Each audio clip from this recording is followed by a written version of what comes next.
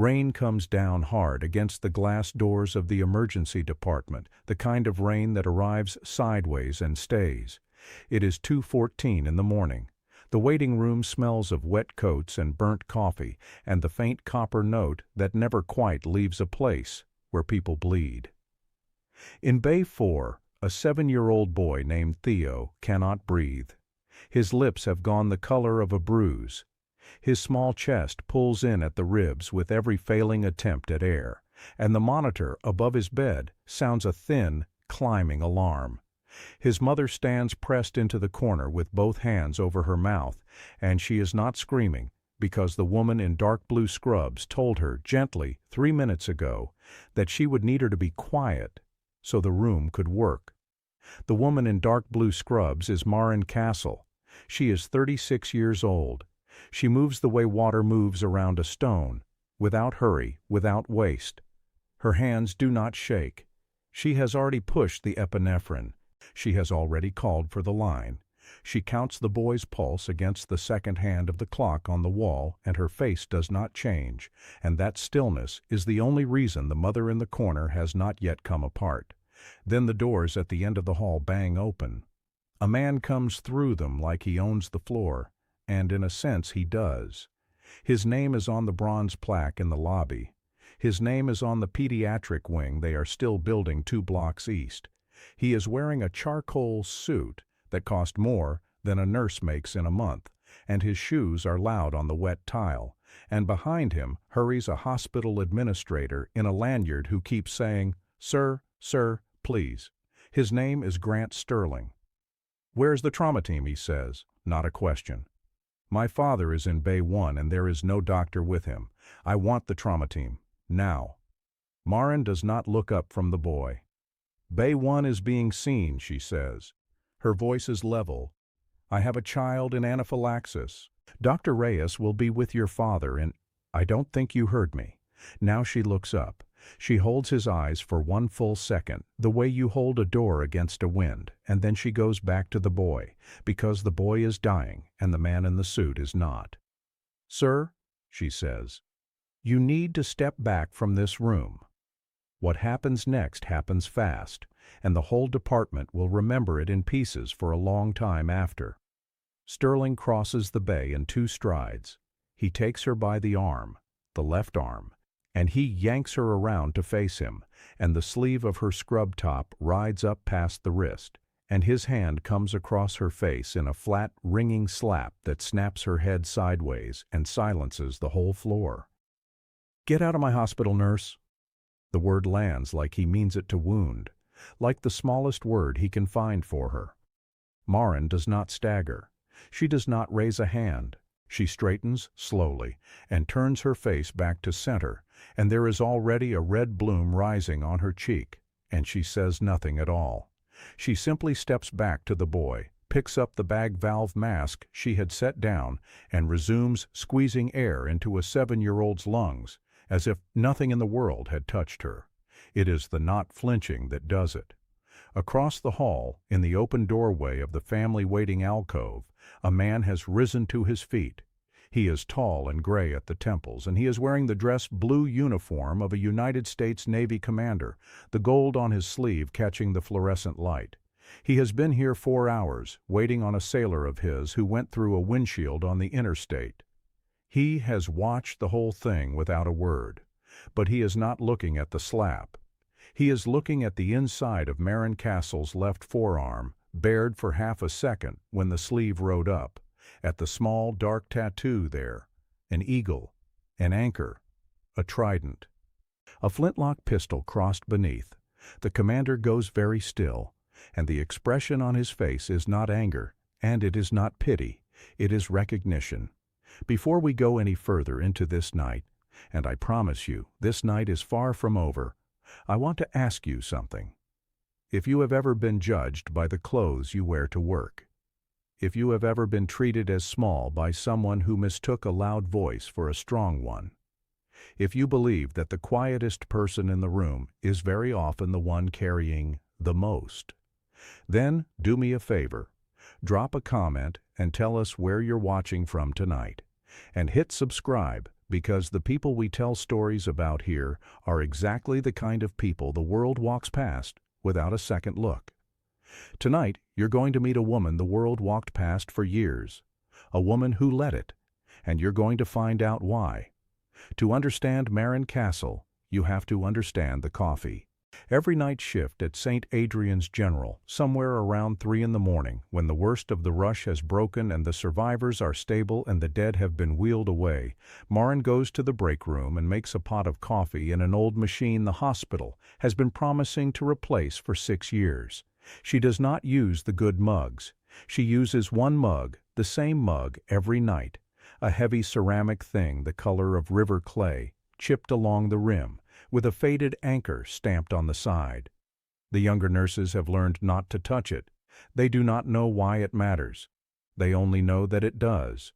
She makes the coffee strong enough to strip paint. She drinks it black. She holds the mug in both hands, and she stands at the window that looks out over the ambulance bay, and for exactly the length of one cup, she lets herself be somewhere else. Then she rinses the mug, sets it back on the shelf, and goes back to work. Let me show you an ordinary night, so you understand what the people around her see, and how little of it they understand. 3 weeks before the storm, a man comes through the doors at 1 in the morning, gray as ash, sweating through his shirt, insisting it is only indigestion. He is 44. He has driven himself. The triage nurse takes his vitals and is about to seat him in the waiting room with the sprained ankles and the kidney stones, and Marin, passing with an armful of warm blankets for someone else, stops. She does not stop dramatically. She just stops. She looks at the man for the length of one breath, at the gray of him, at the way his left hand keeps drifting to his jaw, not his chest, his jaw, the way the body sometimes routes a heart's distress to the strangest places, at the fine sheen on his upper lip that is not the sweat of a warm room. "Sir," she says, setting the blankets down, "I'm going to take you back right now, and I'd like you to let me carry your bag, because I don't want you lifting anything. Is that all right?"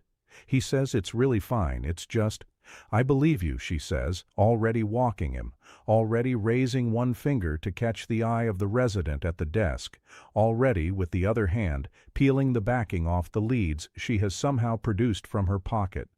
"Humor me. I get bored on slow nights." It is not a slow night.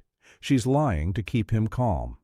By the time they reach the bed, his rhythm is going wrong on the monitor in a way that makes the resident's face change, and 90 seconds after that, the man is having a heart attack in earnest. The widowmaker, the one that kills people in waiting room chairs, and because a nurse with an armful of blankets stopped for one breath and trusted the gray of him over his own words, he is on a table where it can be fixed instead of in a chair where it cannot. He lives. He sends flowers. He never learns that the difference between his daughter's wedding and his daughter's funeral was a woman who happened to glance at his jaw. This is the invisible expertise the master of this kind of story is built on. She does not announce it. She does not explain how she knew. If you asked her, she would say she didn't know anything, she just had a feeling, and she would change the subject. But it is not a feeling. It is 10,000 hours of watching bodies tell the truth their owners are trying to hide, and it is older than the hospital, and it was learned in a place where reading a body wrong got people killed. The staff at St. Adrian's have a private word for it. They call it getting castled. When Marin stops mid-stride, looks at a patient nobody's worried about, and quietly moves them to the front of the line, and is right. They have learned not to argue with it. They have learned that the day they ignore one of her feelings is the day they lose someone. They have no idea where it comes from. That is as much as anyone at St. Adrian's knows about her. They know she is the best nurse in the department, though no one says it out loud, because saying it out loud would embarrass her, and she would simply stop coming to the staff dinners. They know that when a trauma comes through the doors and the new residents freeze, it is Marin who says, "Eyes on me," in a voice so calm it slows their hearts down. They know she can find a vein in a collapsing child that 3 other people have missed. They know that she has been here 4 years, and that she requested night shift on her first day and never asked to leave it. They know almost nothing else. They do not know that she completed a school in the desert that most men wash out of in the first week. They do not know that she earned the small tattoo on her forearm in a country whose name still makes her stomach tighten when she hears it on the news. They do not know about the 11 names. She does not talk about the 11 names. But the 11 names are the reason she became a nurse, and to understand that, we have to go back. Maren grew up in a coastal town where the fog came in every afternoon and the foghorns sounded all night, and her father was a man who fixed boat engines and said maybe 40 words a day, all of them useful. Her mother died when Maren was 9. After that, it was Maren and her father and the engines and the fog, and Maren learned early that you did not have to fill a silence to belong in it. She learned that competence was a quieter language than talk, and that it carried farther. She also learned that she did not break. Other children cried when they fell. Maren got up, checked the damage, and kept going. It was not toughness exactly. It was a kind of economy. There was so much to do, and crying did not do any of it. There is a memory she keeps from those years, one she has never told a living soul. She is 11. A neighbor's boy goes off the harbor rocks chasing a kite and comes up wrong, gasping, gulping water, and the grown men on the dock are shouting and pointing, and not one of them can swim well enough to be useful. Maren can swim. Her father taught her in the cold green water off the engine yard, taught her the way he taught her everything without speeches, by doing it beside her until she could do it alone. She goes off the rocks in her shoes. She gets the boy by the collar, and she does the thing her father showed her once and never explained why he was showing her. She gets behind the panic, where the drowning can't pull you under, and she brings him in. On the dock, she puts him on his side and pounds the water out of him, the way you'd burp a baby, and he coughs up half the harbor and lives, and the men stand around her in a useless ring, and one of them says, "How did a little girl know to do all that?" She doesn't answer. She is 11, and her teeth are chattering, and she does not have the words yet for the thing she is feeling, which is not pride. It is something steadier than pride. It is the first time she understands that there is a particular kind of person the world needs at the exact moment everything goes wrong, and that she is going to be one of them, and that nobody is going to thank her properly for it, and that this is all right, because the thanks was never the point. The boy breathing was the point. Her father, when she comes home soaked, does not ask what happened. He has already heard. He hands her a towel and a cup of the strong black coffee he is not supposed to give a child, and he looks at her for a long moment with those 40 words a day eyes, and all he says is, "Good." One word. From him it was a parade. She drank the coffee. She never forgot the taste of it or what it meant. Strong, black, given by someone who'd seen what you did and judged it good and didn't need to say more than that. It is the coffee she makes at 3 in the morning to this day. She does not know if anyone has ever guessed why she drinks it the way she does. She has never told them. Some things you keep. She joined the Navy at 19, mostly to see what was past the fog. She trained as a hospital corpsman, which is the Navy's name for a medic, and she was good at it. Fast hands, steady nerves, an instinct for the body's small warnings, and within 2 years she had volunteered for the hardest road open to her, the long pipeline that attaches a medic to the men who go to the worst places on earth. She was one of very few women in those rooms. She made herself small in every way except the ways that mattered. She did not argue. She did not perform. She simply kept passing the tests the others passed, and a few they did not, and somewhere in the cold surf and the endless runs and the nights without sleep, she stopped being the woman they tolerated and became the person they wanted next to them when it went bad.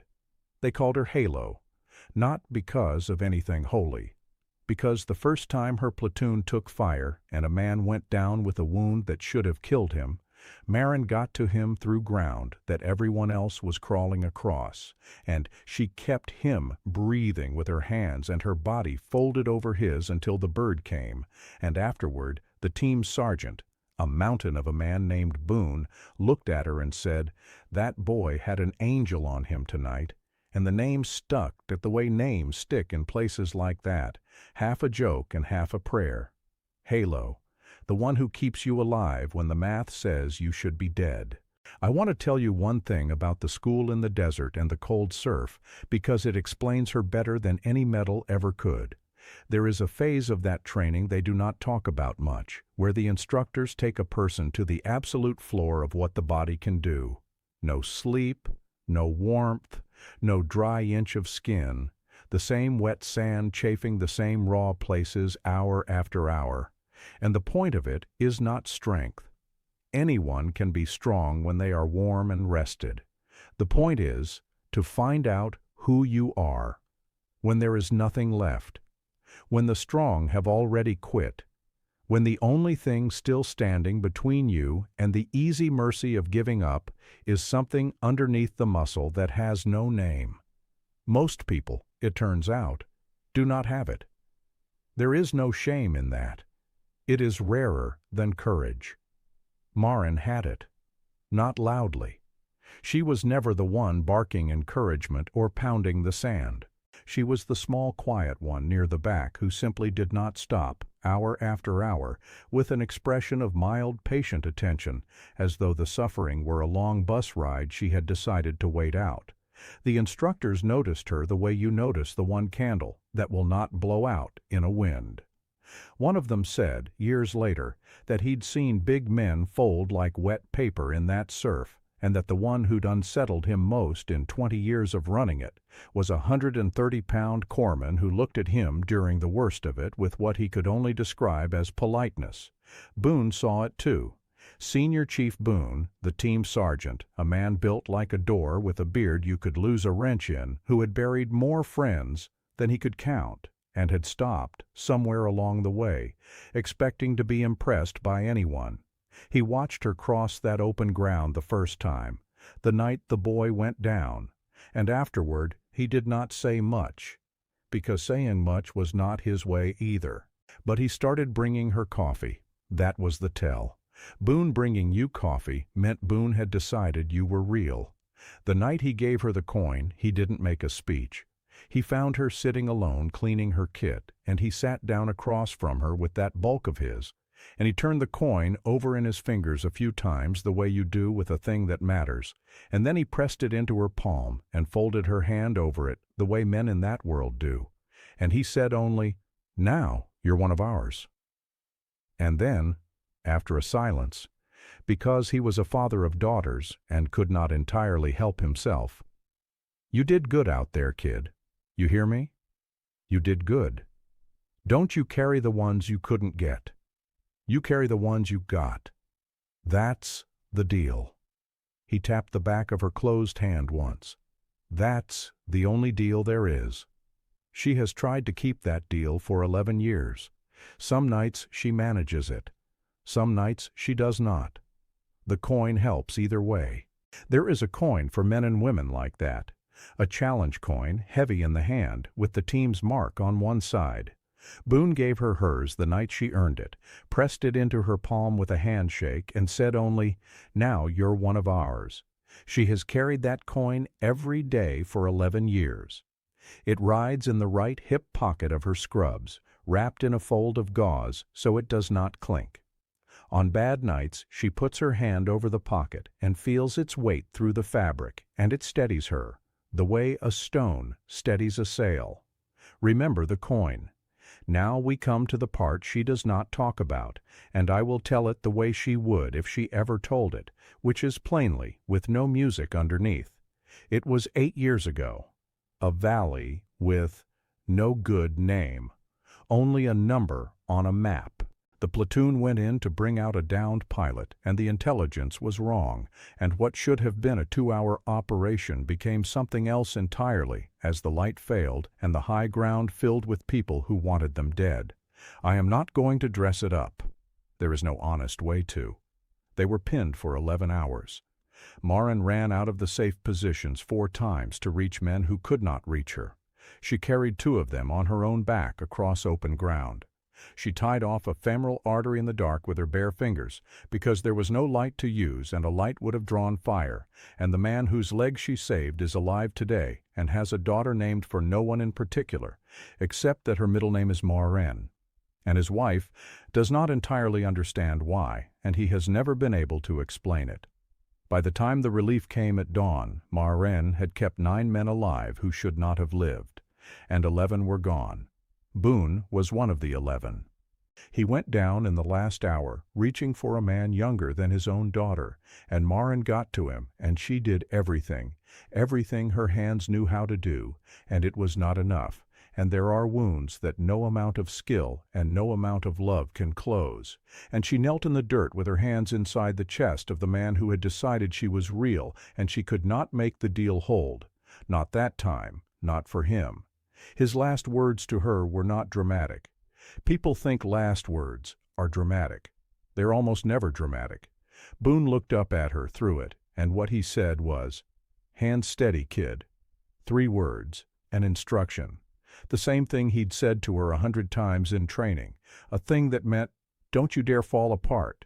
There's still work, and she understood it for the gift it was, which was him spending his last breath taking care of her instead of himself, telling her how to survive the next 10 minutes and the next 10 years. She kept her hands steady. She moved on to the next man, because the next man could still be saved, and she saved him. When they pulled her off the last casualty, she would not let go of him at first, and it took 2 men to lift her hands away, and she did not make a sound the whole time. She walked to the bird on her own feet. She had a wound in her side she had not mentioned to anyone, because mentioning it would have meant stopping, and she had not been willing to stop. One of the 9 is a man named Tom Reyes. No relation to the doctor. The world is not that small. Who was the one whose femoral artery she tied off in the dark? Every year, on the anniversary of the Valley, a card arrives at the only forwarding address Maureen still keeps, a P.O. box she checks once a month. The card is never long. Tom is not a man of many words either. That Valley produced a great many men of few words. The most recent one said, 8 years. Lily started kindergarten. She drew a picture of her family for the wall. That's her mom, that's me, and there's an extra person off to the side she drew taller than everybody. I asked who it was. She said, "The lady who gave us Daddy. I never told her about you. I don't know how she knows. Some things kids just know. Anyway, 8 years. Hands steady." Tom. Marin keeps every card. She does not display them. They live in a shoebox with the medal she will not hang and a folded flag she has never unfolded and a single dog tag, not her own, that she took from the dirt of the valley and has never been able to make herself turn in. Whose tag it is, she has never told anyone. The shoebox sits on the top shelf of her closet. She does not open it often. She does not need to. She knows everything in it by heart. Remember the dog tag. They gave her a medal for that valley. A high one, the kind that is presented in a quiet room and not a parade. The kind whose citation uses the phrase with complete disregard for her own life. She stood at attention while a man with stars on his shoulders read the words, and she looked at a point on the far wall. And when it was over, she shook his hand and thanked him and went outside and was sick in the parking lot where no one could see. She left the Navy 14 months later, not because she was broken, because she had finally understood something about herself that the Valley had made plain, that her gift was not for the fight. Her gift was for the keeping alive, the part after the fight, the hands on the wound, the breath forced into the lungs, the steadiness that lets a frightened person believe, for one more minute, that everything will be all right. So she became a nurse.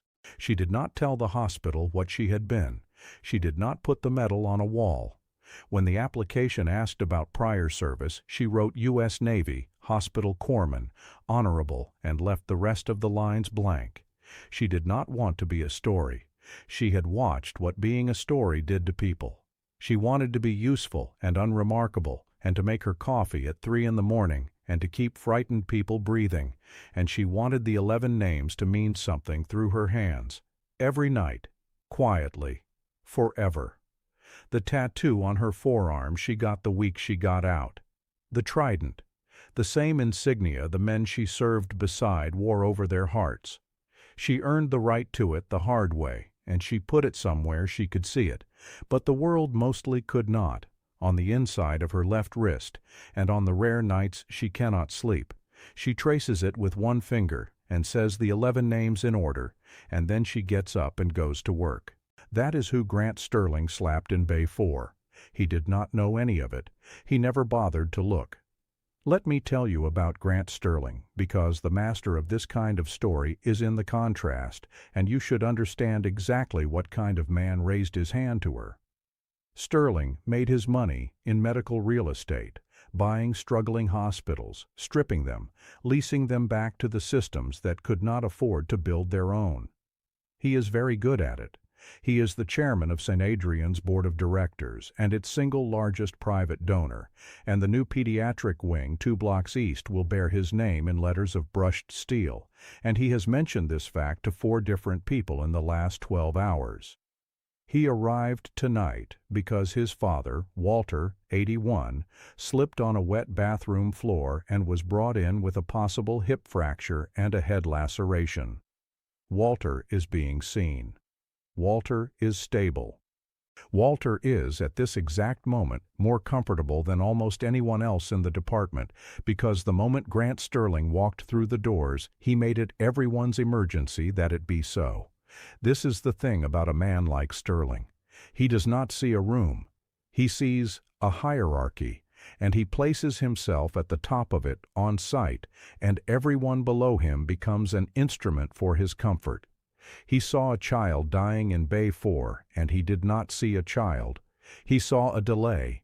He saw resources being spent on someone who was not him, and being a man who has spent his whole life converting other people's need into his own advantage, he could not understand why those resources would not simply move. When the nurse told him no, he heard it as insubordination. When she told him a second time, he heard it as theft. So he took what he believed was his, which was her obedience, and when she would not give it, he tried to take it with his hand. He has done versions of this his entire life, and it has always worked, because the people he does it to have always been people who could not afford to fight back. A waiter, an assistant, a contractor he refused to pay. They swallowed it because he held something over them, a job, a check, a reference, and he came to believe that the swallowing was respect. He has never in his life raised his hand to someone who carried 2 men across open ground under fire. He is about to learn the difference, but not the way you think, not with her hand, with his own. And lest you think the slap came from nowhere, lest you imagine it was a single bad moment in an otherwise decent night, let me walk you back through the 4 hours before it, because the master of this kind of story is not in the explosion. It is in the accumulation. A man does not become the kind of man who slaps a nurse in one instant. He builds himself into it, brick by brick, over a lifetime of small cruelties that nobody stopped. Watch him build, just on this one night. He arrives at 10:40, and the first thing he does is take the ambulance bay parking space, the one painted with diagonal yellow lines and the word "Do Not Block," because it is closest to the doors and he is in a hurry, and the rules are obviously for other people. A paramedic crew comes in 9 minutes later with a cardiac patient and has to offload in the rain, because there is a black sedan where their rig is supposed to go, and the patient gets wet, and the paramedic curses, and Sterling, walking past, does not even register that the inconvenience is his. The second thing he does is to the desk nurse, a girl of 23 named Priya, who is 3 weeks into the job. He demands to know where his father is, and she tells him politely that she needs a moment to look it up, and he leans across her desk and reads her name tag aloud, slowly, the way a man does when he wants you to understand he is memorizing it for later. "Priya," he says, "I'll remember that. I sit on the board that signs your paycheck, Priya. I'd move a little faster if I were you." She moves faster. Her hands shake for an hour afterward. She does not tell anyone, because who would she tell? Situate stats, nashkitite, faberten, one dat, gofon dat, born dat. Third thing he does is to a janitor, an older man named Esteban, who has been mopping the same floors at St. Adrian's for 19 years, and who has the misfortune to be mopping the corridor outside Bay 1 when Sterling wants to pace it. Sterling does not ask him to move. He simply walks through the wet floor, tracking it down the hall, and when Esteban opens his mouth to warn him it's slippery, Sterling says, without breaking stride, "Then mop it better." Esteban, who is 66 and sends money to grandchildren in another country, looks at the floor for a moment and then he mops it better, because that is what 19 years has taught him to do. None of these people fought back. That is the lesson Sterling has been taking from the world his entire life, that the small do not fight back, that their stillness is consent, that a man can do as he pleases to anyone beneath him because beneath him is where they have agreed to stay. He carried that lesson, fully formed, into Bay 4 at 2:14 in the morning, and he met the one person in the building it was never going to work on. He has never in his life raised his hand to someone who carried two men across open ground under fire. He's about to learn the difference, and not with her hand, with his own. Back in Bay 4, the boy turns a corner. The second dose works where the first only slowed the fall. Theo's lips lose their blue. The terrible pulling at his ribs eases. Dr. Reyes arrives at a run, and Marin gives him the picture in 9 words without taking her eyes off the monitor, and between them they stabilize the boy, and his mother slides down the wall to sit on the floor and weeps into her own knees with relief, and Marin crouches beside her and puts one steady hand flat between her shoulder blades and says, "He's all right. You did everything right. You got him here in time." The mother grabs Marin's hand and holds it to her face and says, "Thank you. Thank you. Oh, God. Thank you." And Marin lets her, the way you let a wave finish before you move. On the bed, the boy's small fist has been clenched the whole time around a plastic toy. A dinosaur, a stegosaurus, the green paint worn pale on the plates of its back from being held too often. As his breathing settles, his grip loosens, and the dinosaur tips out of his open hand and falls to the floor. Marin picks it up. She does not give it back yet. She folds the boy's fingers around her own finger instead, so he can feel that someone is there, and she slips the dinosaur into the chest pocket of her scrubs for safekeeping, the green tail sticking out. Remember the dinosaur. She does not know it yet, but the red mark on her cheek has already begun to bruise. She has not touched it. She has not thought about it. There was a child to keep alive, and one does not stop for one's own face when there is a child to keep alive. It is only now, with the boy stable and the mother breathing again, that Marin straightens up and becomes aware of the silence. The whole department has gone quiet. The other nurses, the techs, the resident at the desk, they are all looking at her, and then looking away, and then looking back, and there is something in their faces she does not like. It is not pity. Pity she could ignore. It is the held breath of people who have witnessed something and do not know yet what it will cost. And across the hall, the man in the dark blue uniform with the gold on his sleeve is walking toward her. He stops a respectful distance away. He is careful with the distance. It is the carefulness of a man who has spent a career learning exactly how much space a person needs. "Ma'am," he says. His voice is low. The whole department can hear it anyway, because the whole department has stopped pretending not to listen. "I'm Commander Marcus Vale, United States Navy." A small pause. "I've been sitting in your waiting room for 4 hours.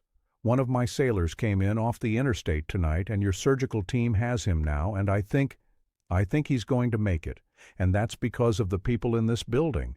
So I owe you all a debt before I say anything else."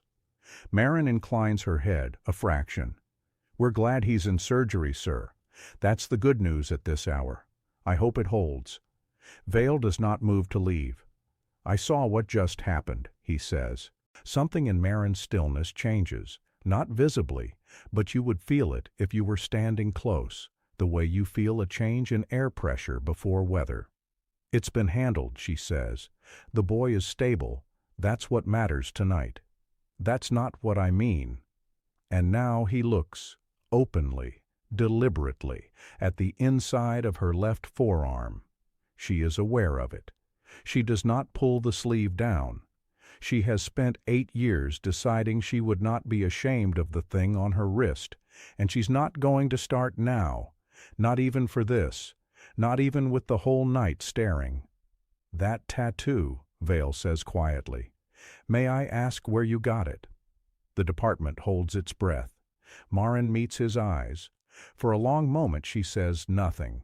Then, because he is who he is, because the gold on his sleeve is a language she has not spoken in years but has never forgotten, she answers him the only way the question deserves. I earned it, she says. 2 words. Vale closes his eyes for the length of one breath. When he opens them, they are bright in a way that has nothing to do with weakness.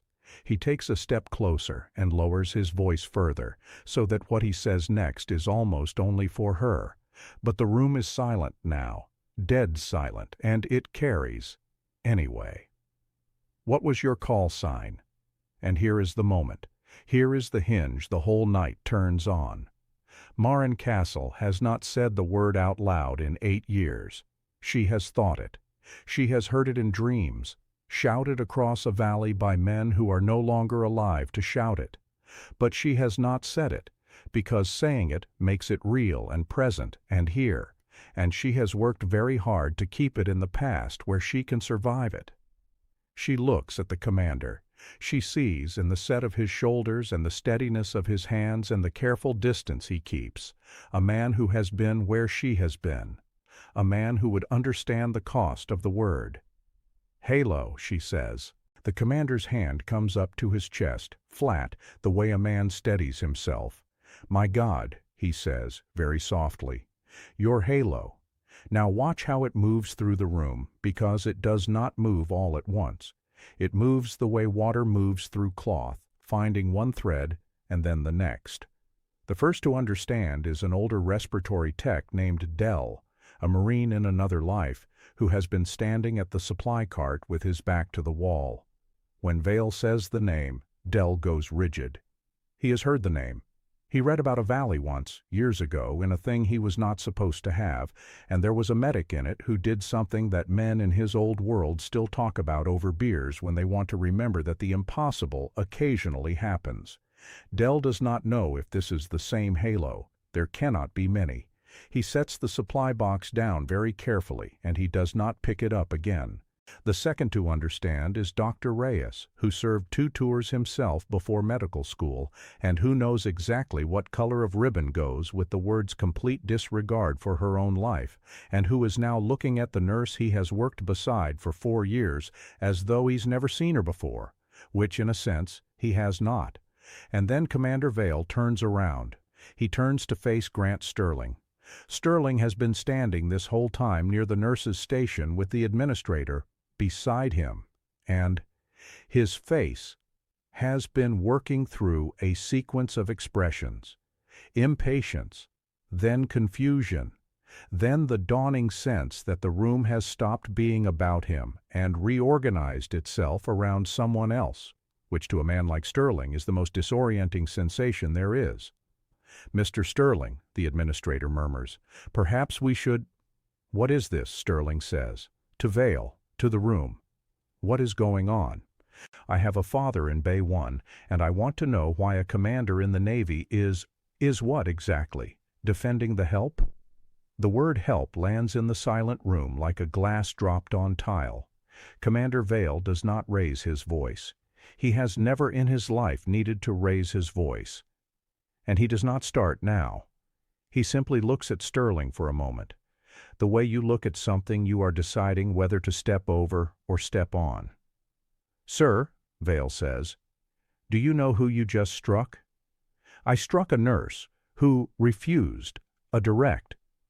You struck a Navy Cross. The words go into the room, and the room goes absolutely still. Vale lets them sit. He does not rush. This is a man who understands the weight of silence the way a stonemason understands the weight of stone. The Navy Cross, he says evenly, is the second highest award this country can give a sailor for valor in combat. Above it, there is exactly one thing, and most people who earn that one are dead before it's pinned on them. He turns his head just slightly toward Marin and then back. I have served 22 years. I have met 4 people who hold the Navy Cross. I am looking at the 5th, and about 90 seconds ago, in front of this entire department, you took her by the arm, and you slapped her across the face, and you told her to get out of your hospital. Sterling's mouth opens. Nothing useful comes out of it. I'd like you to understand what you actually did, Vale continues, and his voice never rises, never sharpens, stays level as a spirit line. There is a valley on the other side of the world. I won't give you the name. You couldn't pronounce it, and you haven't earned it. 11 men did not come home from that valley. 9 men did.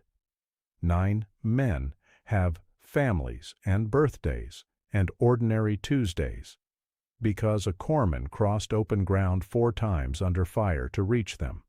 She carried 2 of them on her own back. She tied off a man's leg in the dark with her fingers because a flashlight would have gotten them both killed. She had a wound in her own side the whole time, and she did not mention it to anyone because she was busy. He pauses. That corpsman is standing behind me, with the print of your hand on her face, and she has not raised her voice to you one time. The thing about public humiliation, real humiliation, the lasting kind, is that it is never one blow. One blow can be survived. One blow can even be denied. The humiliation that follows a man for the rest of his life is built out of small moments, stacked one on the next, each one removing a thing he thought he could not lose. This is how it happens to Grant Sterling. The first thing he loses is the room. He looks around for an ally, for one face that is on his side, one person who will say now, "Let's all calm down. Mr. Sterling is a very important man," and he finds none. The administrator with the lanyard has taken a step back from him, physically, the way you step back from something you do not want to be standing next to in a photograph. The young nurse at the desk has her hand over her mouth. Dell, the respiratory tech, is looking at him with the flat, ancient contempt of a Marine for a coward. Even Walter, even his own father, who has been wheeled to the doorway of Bay 1 to see what the commotion is, even Walter is staring at his son with an expression that is not pride. The second thing he loses is the story he tells himself. Because for 30 years, Grant Sterling has believed a particular thing about himself, that he is a strong man in a soft world, that his ruthlessness is a kind of courage, that the people who serve him do so because he is, fundamentally, more than they are, and he is standing in a room with someone who has actually done the thing he has only ever cosplayed, who has been brave in the one place bravery cannot be faked, with her own body, for other people, for nothing, and the contrast is so total, so merciless, that the story simply cannot hold. He can feel it coming apart in real time. It is the worst feeling he has ever had, and he has never had it before, because no one has ever made him stand next to the genuine article. The third thing he loses is his footing. Almost literally. He reaches out and puts a hand on the counter to steady himself, and the gesture is so small and so human that it is, somehow, the most humiliating moment of all. The powerful man needing to hold on to the furniture. "I didn't," he starts. "You did," says a new voice. It is Walter. The old man's voice is thin from the night he's had, but it carries, because the room is silent, and because it is the voice of a father. "I watched you, Grant," Walter says. "From the doorway. I watched the whole thing." His old eyes are wet and furious. "I raised you better than that. I know I gave you too much, and I know I let you grow up thinking the world owed you a clear path, and that's on me. That's a thing I'll carry. But I didn't raise you to put your hand on a woman who was saving a child's life. I didn't raise that. Dad, I served, Walter says, and now his voice cracks, just once, and steadies. Korea, I never did anything like what that young man just described. I was a cook, Grant. I peeled potatoes and I was scared the whole time and I came home. But I know what that ribbon means. Every man my age knows what that ribbon means. And you slapped it across the face. The old man turns his head toward Marin, and with what dignity a man can summon from a wheelchair in a paper gown, he says, "Ma'am, I'm ashamed for what my son did. I'm ashamed, and I'm sorry, and I thank you for my night, because I heard you in the next room keeping that little boy alive, and you never once stopped to deal with us, and that was right. That was exactly right." Marin looks at the old man for a long moment. "You don't owe me an apology, sir," she says gently. "You didn't do anything." A pause. "And for what it's worth, somebody had to peel the potatoes. The ones who came home fed are alive because of the cooks. I've thought that more than once." It is the first soft thing she has said in the whole confrontation, and she has aimed it with great precision, not at the man who hit her, but at the frightened old man in the wheelchair who is carrying a shame that was never his to carry. The room feels it. Several people have to look at the floor. This is the protagonist's only weapon, and she uses it the way she uses everything, economically and for someone else's benefit.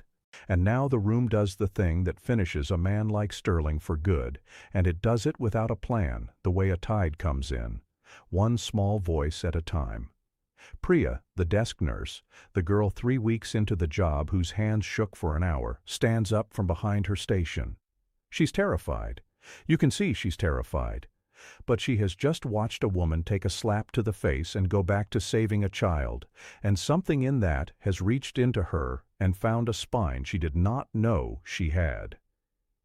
"He threatened me tonight," she says, and her voice is small, but it does not waver. "Around 11. He read my name off my badge and told me he signs my paycheck and I'd better move faster.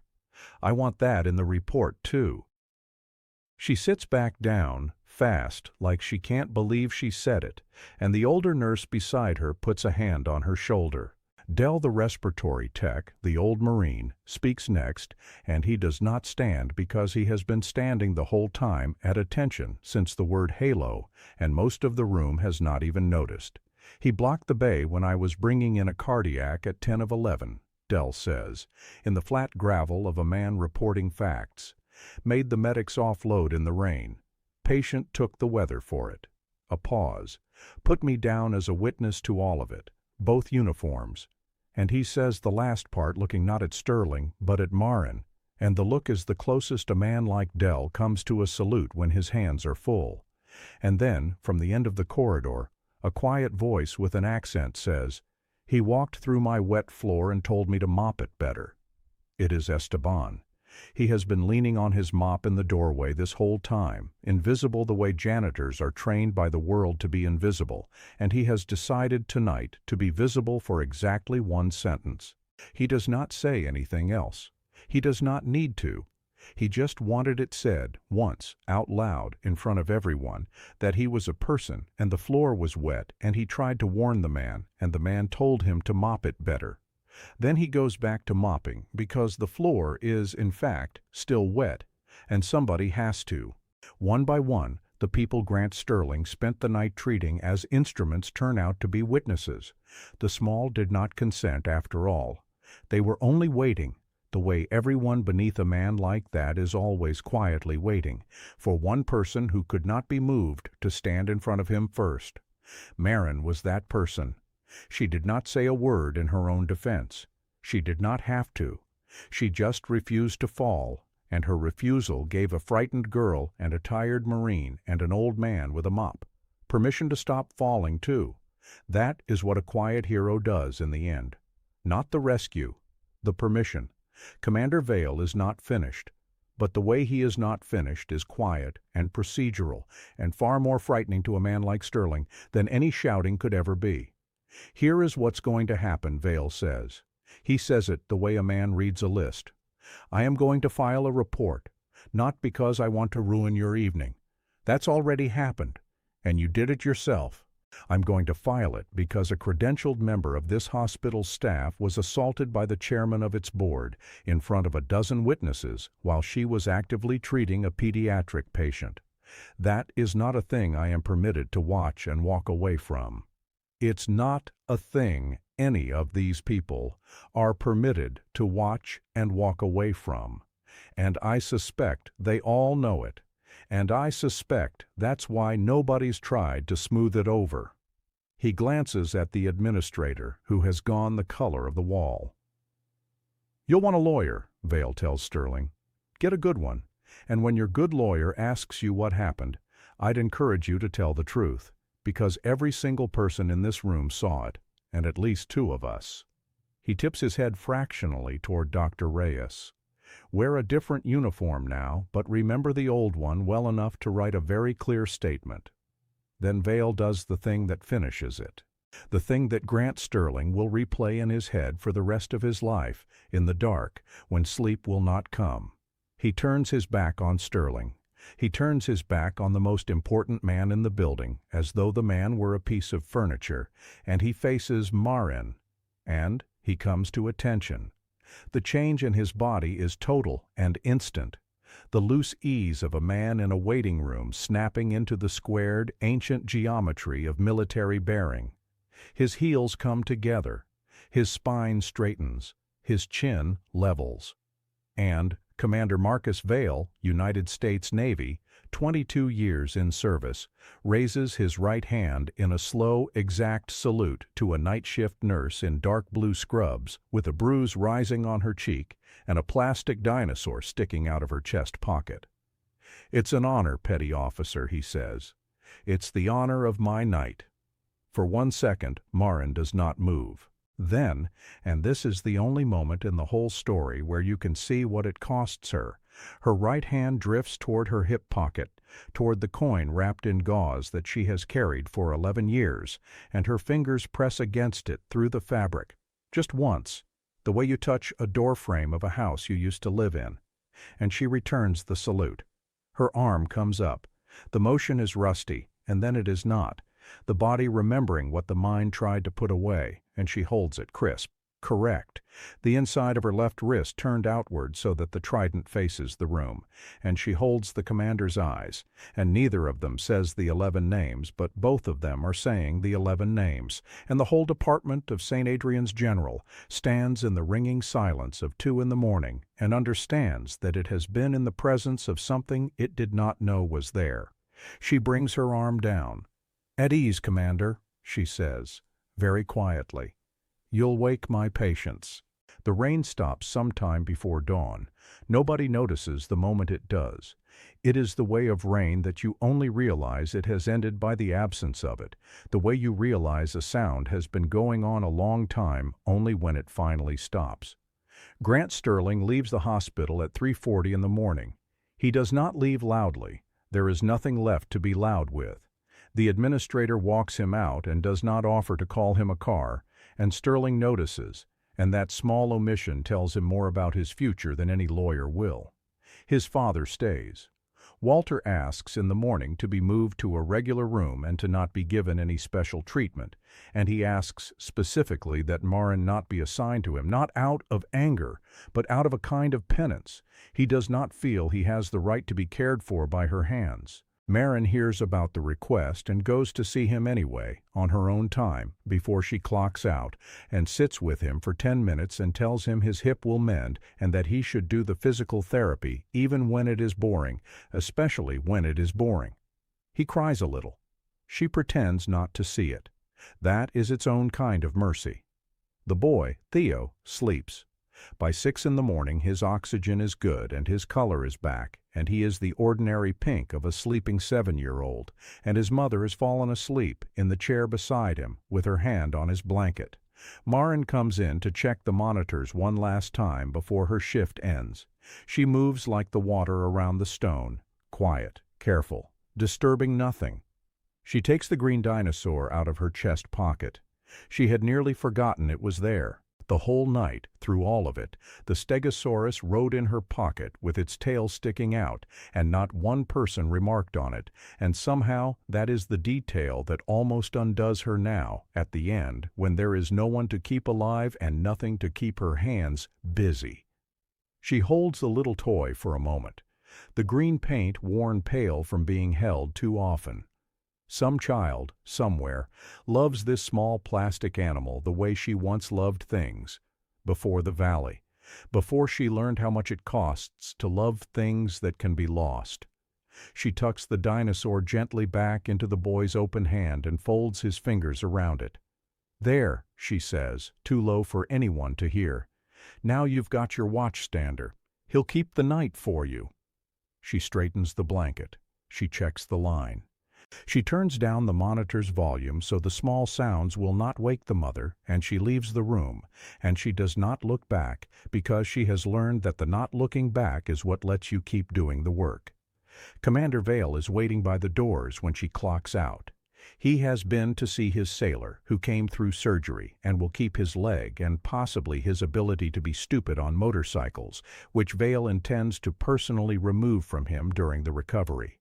The commander is tired in the bone-deep way of a man who has waited all night for news about someone he is responsible for. But he has waited for Marin, too, and he stands when she comes through the doors with her bag over her shoulder and her jacket on over the dark blue scrubs. "Petty officer," he says. "It's just Marin now, Commander," she says. "Has been for 8 years." "I know." He nods. "I just wanted to say it once more while I'm allowed to." They stand a moment in the gray light of the morning, two people who speak the same old language in a country that has mostly forgotten it. "You know I'm going to have to write the report," he says. "I'd rather you heard it from me. There'll be a process. People will ask you to repeat what happened. I'm sorry for that part. I know you'd rather it stayed quiet." "I would," she agrees. "But you're right that you have to write it. He'd have done it to someone else. He'd have done it to a nurse who couldn't take a slap and keep working a code." She looks out at the wet parking lot, at the puddles going gold with the sunrise. Some people only stop when somebody who can't be moved stands in front of them. I happen to be the one who couldn't be moved. That's not bravery. That's just being the one who's there. Vale almost smiles. "That's the whole definition, ma'am. Being the one who's there." She lets that sit. Then she reaches into her hip pocket and she takes out the coin. She has never shown it to anyone at St. Adrian's.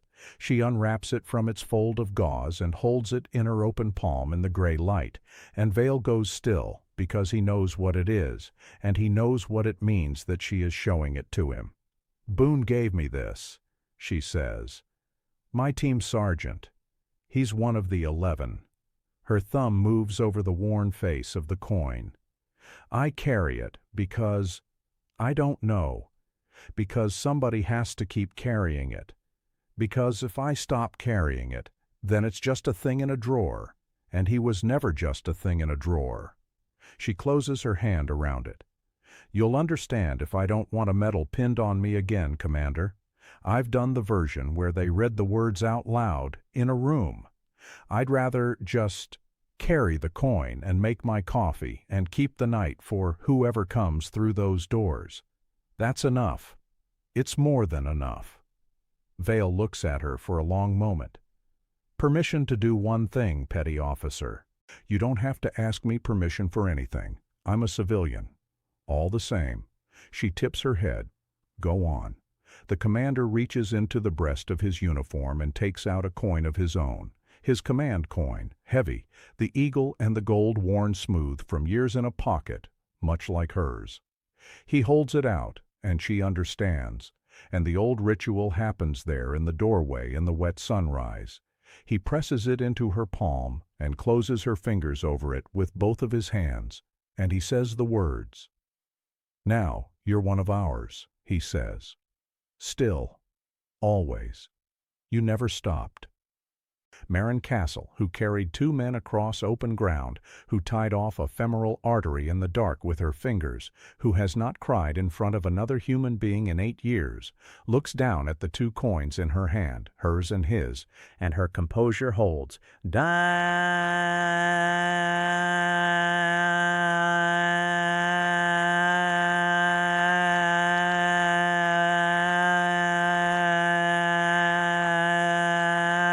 Near thing, and Vale has the grace to look away, out at the parking lot, and give her the privacy of the morning to put herself back together. "Thank you, Commander," she says when she can. "No, ma'am," he says. "Thank you. For all of them. The 9, and the ones tonight. And the little boy with the dinosaur." He settles his cover on his head and squares it. "Get some sleep, Halo." He walks out into the morning. She watches him go. Then she shoulders her bag and goes the other way, toward the bus stop, toward home, toward sleep, an ordinary woman in a jacket in a parking lot whom not one passing car will look at twice. Before I tell you the last of it, let me ask you one more thing, because if this story has put a stone in your throat the way it did mine, then you already know the answer.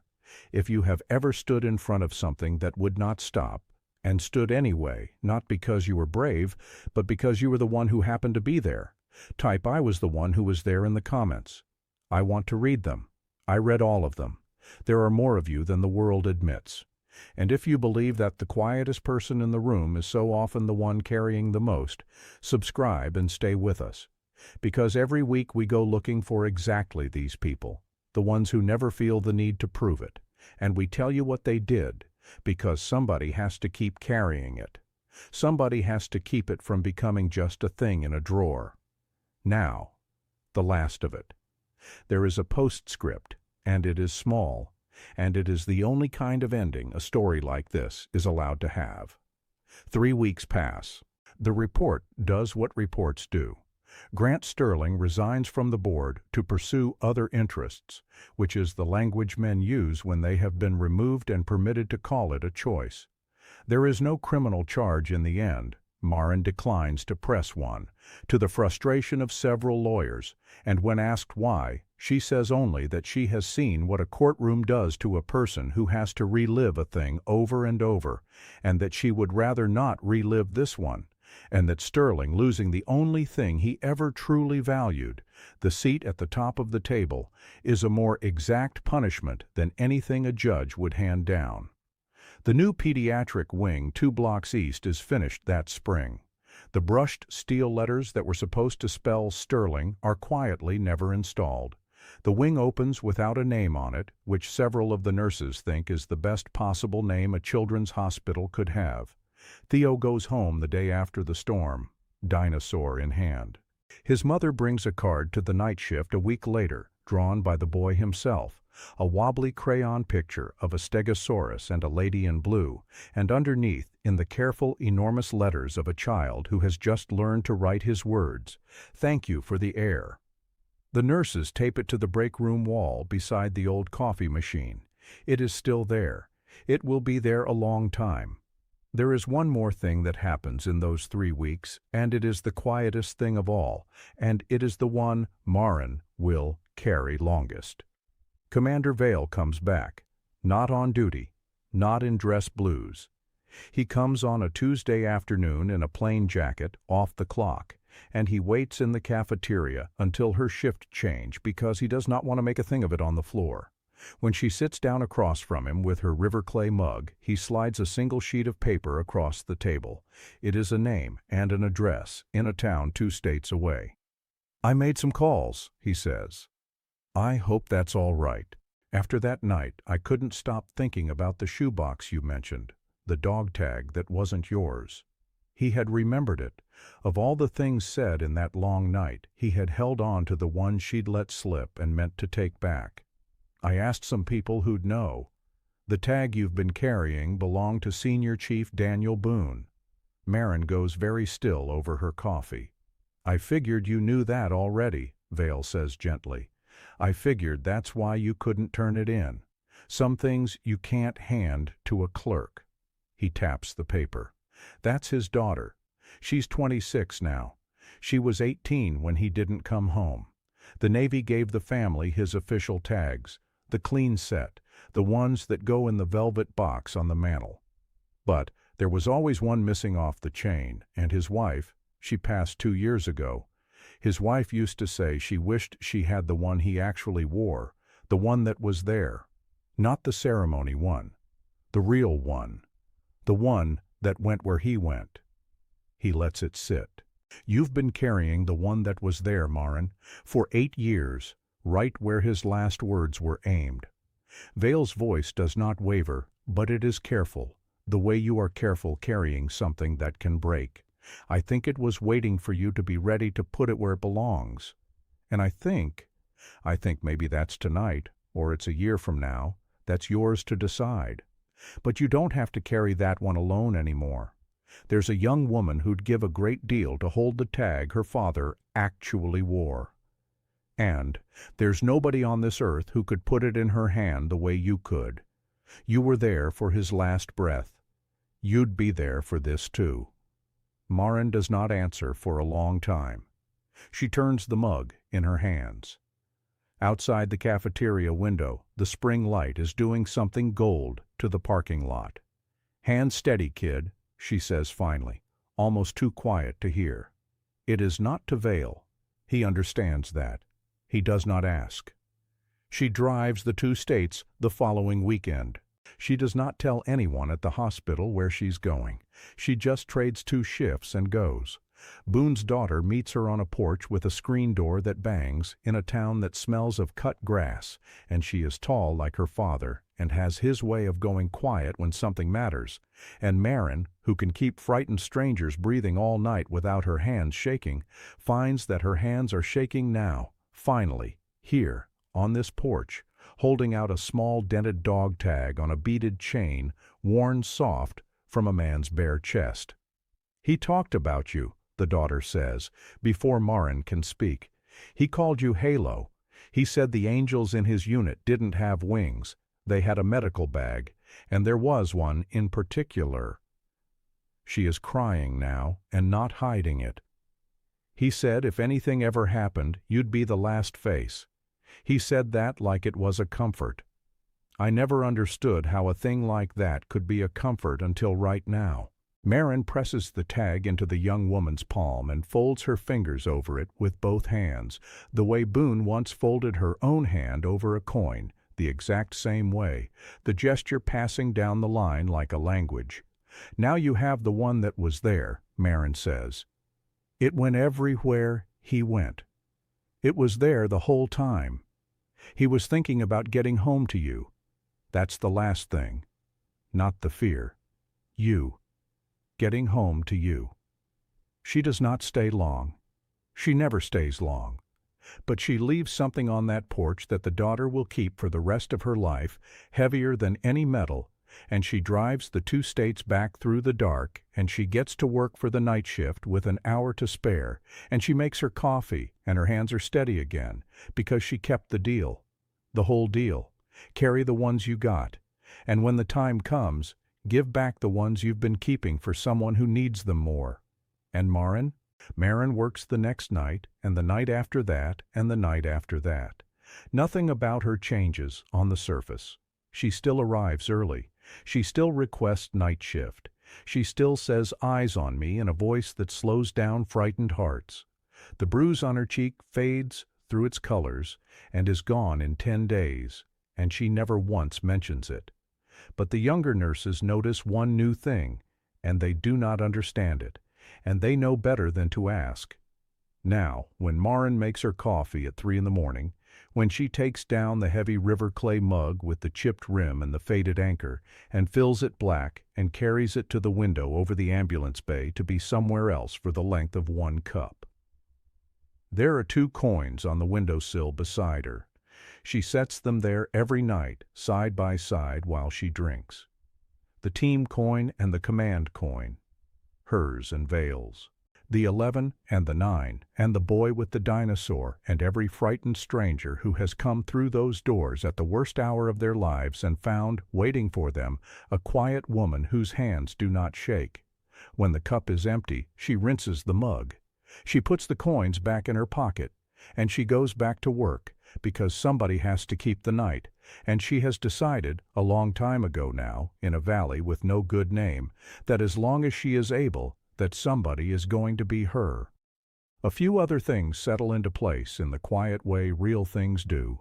The sailor, Vale's sailor, the one who went through the windshield, keeps his leg and walks out of St. Adrian's on crutches 6 weeks later with a chastened expression and a brand new opinion about motorcycles. He asks before he goes if he can meet the nurse who was working the night they brought him in. He has heard the story by now. The whole base has heard some version of it. Marin shakes his hand and tells him she's glad he's walking and that he should listen to his physical therapist and his commander, in that order. And the young man, 20 years old and built to feel immortal, looks at this quiet woman, and something in him understands, for the first time in his short loud life, that the people worth being like are almost never the people making noise.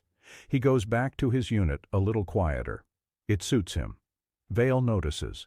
Vale says nothing, which is its own kind of saying something. Priya, the desk nurse, does not quit, though she had been thinking about it before that night. Something about standing up in that room, terrified, and being believed, being thanked later, quietly, by an older nurse who told her that took guts, kid, changes the way she walks into the building. She stays. Years from now, she will be the one slowing down frightened residents with eyes on me, and she will not entirely remember where she learned it, and it will not matter, because that is how it is supposed to work. The steadiness gets passed down the line like a language, too. Like a coin folded into a palm. Like a tag that was there the whole time. And Esteban keeps mopping the same floors he has mopped for 19 years, except that the new charge nurse made a point, after that night, of learning his name and his grandchildren's names and saying both out loud, often in front of everyone, so that the floors are the same but the man mopping them is at last visible. He says it is a small thing. He says it like a man who has learned that small things are the only things there are. As for the woman at the center of it, she would tell you, if you ever manage to get her to say anything at all about herself, that nothing about her life is remarkable. She would tell you she just shows up and does the work and goes home and sleeps and shows up again. She would mean it. That is the strangest and truest thing about the genuine article. They do not experience themselves as exceptional. The exceptional thing is simply what they do on a Tuesday. The valley, to her, was a Tuesday with worse weather. Theo was a Tuesday. The man with the gray jaw was a Tuesday. She does not keep a tally. The tally is not the point. The breathing is the point. It has always, only, ever been the point. So picture her one more time, the way I always picture her now, the way I suspect you will too. 3 in the morning. The worst of the rush broken, the survivors stable, the rain, if it is raining, coming down soft against the glass. The break room with its card from a 7-year-old taped to the wall. Thank you for the air. The old machine. The river clay mug with the chipped rim and the faded anchor, filled black, the way her father made it, the way a man with 40 words a day taught her meant good. And on the windowsill above the ambulance bay, catching what little light there is, 2 coins side by side. The team, and the command, the 11 and the 9, the dead and the living, all of it, held in 2 small circles of worn metal by a woman the world has agreed not to see. She drinks her 1 cup. She lets herself be somewhere else, just for the length of it. The 11 names go by in order, the way they do, and she does not flinch from a single one anymore, because she has learned how to carry them. Not as weight, but as company. Then she rinses the mug. She pockets the coins. She walks back out onto the floor, where someone, somewhere in the long dark of the shift, is about to come through the doors at the worst hour of their life and find, waiting for them, a quiet woman whose hands do not shake, The strongest person in any room is almost never the one raising a hand. It is usually the one who, having every reason and every right to raise hers, chooses instead to use it to keep someone breathing. You just won't know it. She'll never tell you. You'll have to look at her wrist.